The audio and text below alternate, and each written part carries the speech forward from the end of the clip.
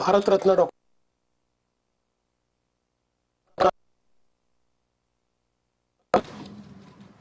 आपल्या JNU मध्ये श्री छत्रपती शिवाजी महाराज सामरिक आणि संरक्षण विशेष अध्यासन केंद्र आणि कुसुमाग्रज मराठी भाषा साहित्य आणि संस्कृती विशेष अध्यापन केंद्राच्या उद्घाटन प्रसंगी मंचावर उपस्थित असलेले माझे सहकारी राज्याचे उद्योग आणि मराठी भाषा मंत्री श्री उदय सामंतजी,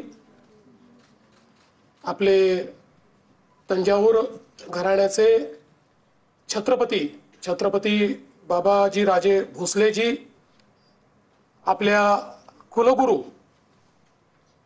सन्माननीय शांतिश्री पंडितजी, रजिस्ट्रार प्रोफेसर रविकेशजी, या ठिकाणी उपस्थित असलेले सर्व सन्माननीय खासदार, सर्व अधिकारी, पदाधिकारी, पत्रकार, विद्यार्थी भगिनी आणि बंधूंनो, आज खरोखर ही अतिशय आनंदाची गोष्ट आहे की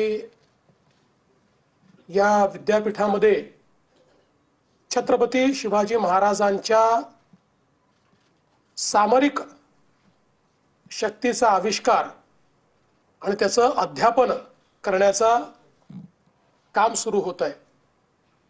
आपल्या सर्वांना माहिती आहे की छत्रपती शिवाजी महाराजांनी ज्या प्रकारे युद्धनीतीचा अवलंब केला, त्या युद्धनीतीचं कौतुक हे आजही जगभरामध्ये होतं।